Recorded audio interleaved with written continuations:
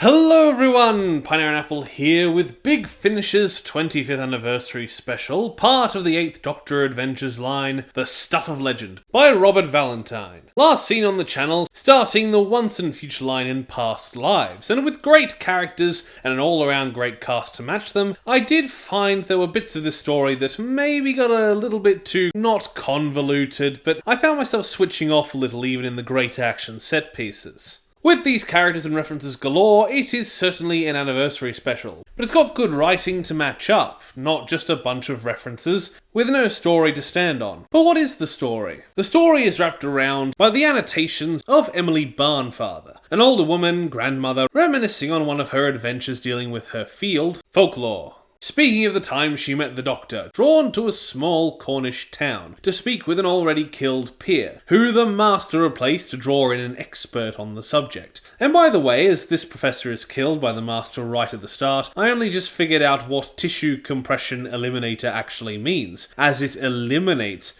with tissue compression. I just always thought that it was a 70s flub, but no, it actually makes sense. Fake Doctor Who fan over here. Emily is played as a narrator by the fantastic Annette Badland, and Young in the story by Nisha Nair. Both Doctor Who alumni before, and I think that they play the pseudo-companion really well. She isn't a pushover, but is a nice person, taking her folklore, coming true with a shock, but getting on with the job, and while not at Charlie's level, I liked her a fair bit over the story. The Master himself was trapped by a being of Cornish folklore, hence needing an expert, and by the time he's woken up, the Daleks have taken residence under him, taking residents from the town to be robotized and mine for them, as they plan on harnessing the energy force of the Earth for themselves. A sort of vague power connected to the folk beings, the Baka. The idea of a force binding and representing the planet is an old one.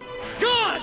Collective unconscious! And is used well to make this both a personal threat and a threat on the level of a planet-wide or galaxy level. And the Baka themselves. One an absolute sweetheart and one rageful are really interesting and encapture the duality of the Master and the Doctor, while obviously pretty well. I love this incarnation of the Master. And while he interacts with other Doctors, and 8 was debuted with Eric Roberts' Master, in audio this Master is 8's nemesis. Working really well together, Alex McQueen balancing evil and playful well, and just like Paul McGann as 8, has a satisfying audio voice. You didn't get all this from radio rentals? Impressed, Doctor? Moderately.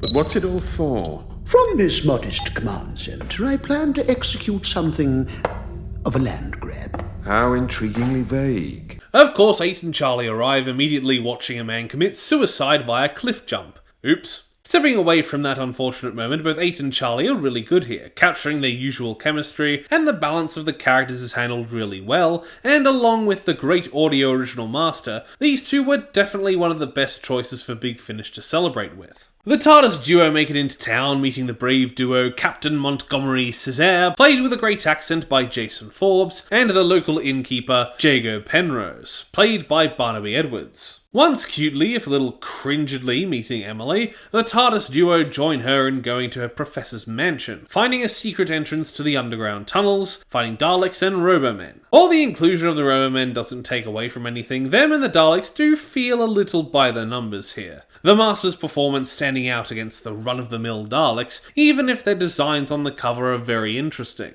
Eventually, Penrose and the Captain make their way into the tunnels too, 8 meeting a friendly Baka, and the girl stuck with the Master. But by the end, the Master's plan, as usual, has gotten too big for its britches, and the Daleks' harnessing of the telluric energy the Baka represent in the planet goes horribly wrong when both sides of the split Baka come together to fight back. The Dark Baka doesn't really have much in the way of character, but I found myself liking the Light Baka a lot, and was interested in the idea. Everyone survives in the end after some really good action set pieces, and the Master of course escapes by locking himself in an out-of-place Iron Maiden, turning out to be his TARDIS. Emily in her older form finishes her account of events, noting that even after a life of adventures and serving unit, she never saw the Doctor again. Not until this very moment when the Doctor and Charlie burst in to take her away, setting up another story I kinda wanna see, where she uses her folklore smarts to help the Brothers Grimm with the big bad wolf. A really nice and endearing ending. Now, being an anniversary episode, there are a few references, the story even taking place in, of course, 1963, but I don't think any of them outstayed their welcome. We also have the live version to talk about, and being an Australian I didn't have the pleasure of getting a ticket to see it live, so it's a nice thing they did a live recording, and while a nice novelty, it's far lesser than the original. It sounds like the audience have a blast, and it's nice to hear them enjoy it, but in moments it feels like Doctor Who's gained a laugh track, and there seem to be added visual gags that the audience go mad about, but you know, I can't see them. But both the stage direction and added extras are funny enough to keep me entertained. Due to the circumstances I don't know, Annette Badland is replaced here with Carolyn Seymour, who, while I very much prefer Annette Badland, is still pretty good, just not my preference. I don't think her performance fits the character as well as the first.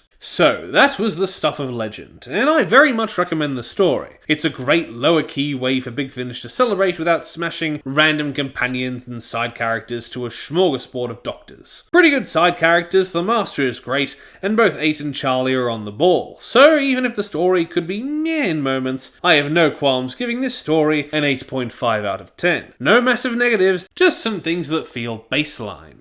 Thank you everybody for watching my review of The Stuff of Legend. Please like the video if you liked it, comment down below if you wish, and consider subscribing to the channel, and if you do, ring the notification bell so that you're told every single time that I make an upload. Once again, thank you for watching, and I will see you in the next review. Bye! Toast. A little piece of toast. Because there's so much to choose from. There's brown bread, white bread, all sorts of wholemeal bread. It comes in funny packages with writing on the side.